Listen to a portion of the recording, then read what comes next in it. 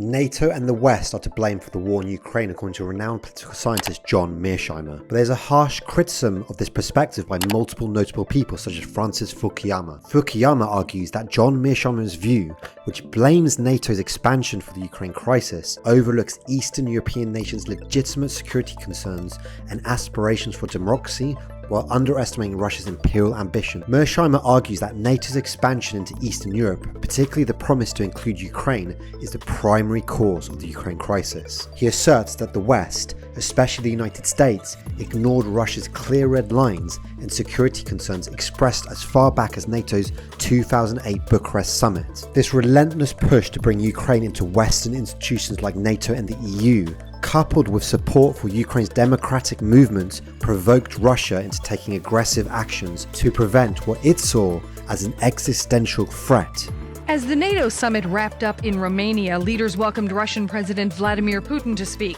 He's been clear about his opposition to NATO membership for Ukraine and Georgia. Many renowned people support his view, one of which was George F. Keenan. Keenan, an influential American diplomat and historian known for his role in shaping US Cold War strategy, criticized US foreign policy, particularly NATO expansion, for potentially provoking Russia and disrupting European stability.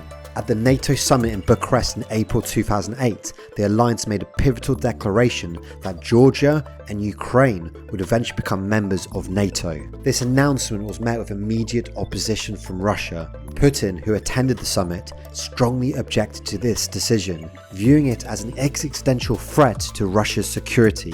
He warned that Ukraine's inclusion in NATO would not be tolerated and suggested that such a move could lead to the disintegration of Ukraine. This summit marked a significant escalation in tensions as Russia interpreted NATO's actions as a direct encroachment on its sphere of influence, further fueling the narrative that the West was undermining Russian security.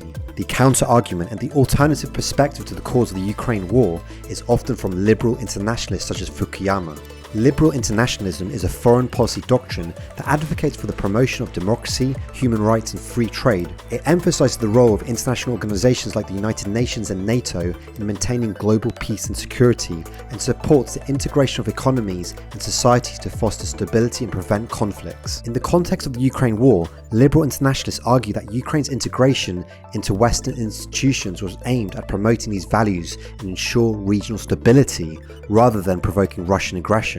In the eyes of liberal internationalists, Vladimir Putin's Russia is often portrayed as an ambitious imperialistic power reminiscent of historical expansionist figures like Peter the Great. This perspective sees Putin's actions not merely as strategic maneuvers, but as part of a broader ambition to restore Russia's dominance and influence in the region, a vision deeply embedded in the country's historical and cultural identity. From this perspective, NATO's expansion contributes to the global stability by integrating more countries into a cooperative security framework, promoting peace through collective security and mutual defense agreements. What do you think? Do you agree with Mearsheimer that the Ukraine war was the fault of Western expansionism? Let me know in the comments below.